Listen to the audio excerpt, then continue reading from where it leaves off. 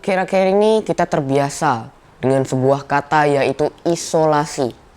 Teman, saudara, dan tetangga yang terpapar COVID-19 diharuskan untuk memisahkan dirinya dari lingkungan sosial.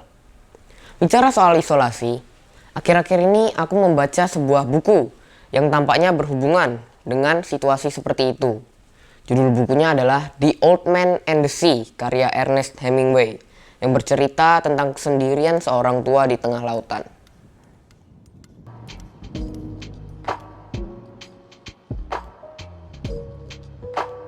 Buku ini bercerita tentang seorang nelayan tua bernama Santiago yang sudah 80 hari ini tidak mendapatkan tangkapan satu ikan pun. Dan kali ini ia berencana untuk pergi melaut lagi dan berharap mendapatkan tangkapan yang bagus.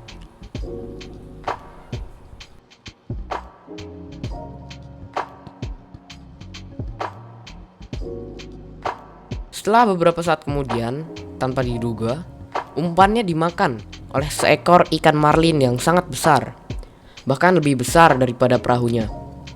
Santiago sangat senang sekaligus bingung, karena bagaimana cara melumpuhkan ikan yang sedemikian besar dengan alat pancingnya yang sederhana dan melakukannya sendirian. Santiago menyadari bahwa jika tali pancingnya ia tarik dengan paksa, maka talinya akan putus. Ia kemudian memutuskan untuk membiarkan si ikan menarik perahunya sampai dia kelelahan dengan sendirinya. Karena selama kailnya masih tersangkut di mulutnya, ikan itu tidak bisa makan. Tapi karena yang tertangkap adalah ikan marlin yang besar, maka tenaganya juga besar dan membutuhkan waktu lama untuk membuatnya kelelahan. Ikan itu menarik perahu Santiago sampai ke tengah lautan. Di lautan yang sepi itu, Santiago memikirkan banyak hal. Ia mengingat-ingat kejadian di masa lalunya. Misal waktu ia susah payah memenangkan sebuah pertandingan panco melawan orang yang sangat kuat, di mana ia harus melakukannya dari Minggu pagi sampai Senin pagi. Dan ketika ia memenangkan pertandingan itu, sudah tidak ada lagi penonton yang memberikan tepuk tangan. Ia juga harus terus memikirkan cara untuk memperoleh ikan untuk dimakan selama berada di tengah laut, menunggu si ikan marlin itu kehabisan tenaga. Ia juga sangat menderita karena tangannya yang luka-luka akibat menarik tali kail dalam waktu yang lama. Tapi dalam segala keterbatasan dan kesendiriannya itu, Santiago berkata pada dirinya, "Sekarang bukan waktunya untuk memikirkan apa yang kamu tidak punya. Pikirkanlah apa yang bisa kamu lakukan dengan apa yang ada." Santiago membayangkan harga dirinya yang kembali ketika ia bisa membawa pulang ikan yang sangat besar, dan berapa kira-kira harga ikan itu di pasar. Dan lama-kelamaan pikirannya mulai menjadi agak aneh karena kelaparannya membuat pikirannya tidak jernih. Tapi ia selalu berhasil mengontrol pikirannya lagi.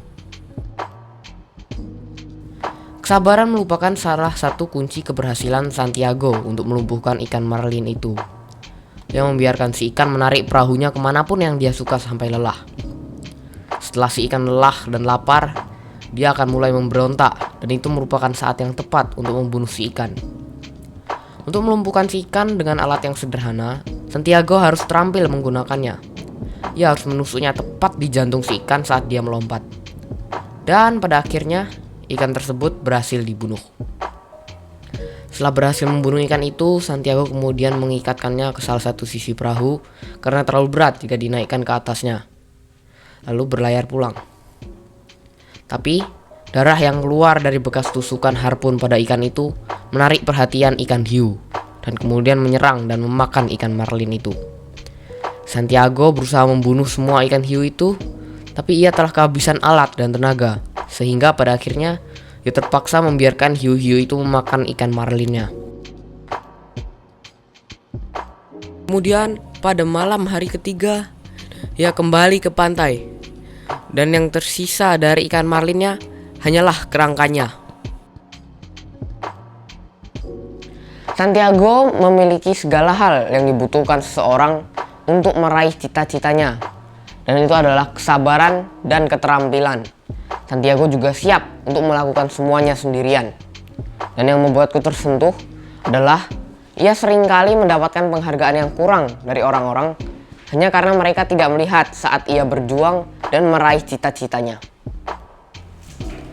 Dari cerita tersebut, kita perlu bertanya pada diri kita sendiri. Jika kita berbahagia karena mendapat sesuatu yang kita perjuangkan sendirian, seberapa perlukah kita mendapat penghargaan dari orang lain atas perjuangan tersebut?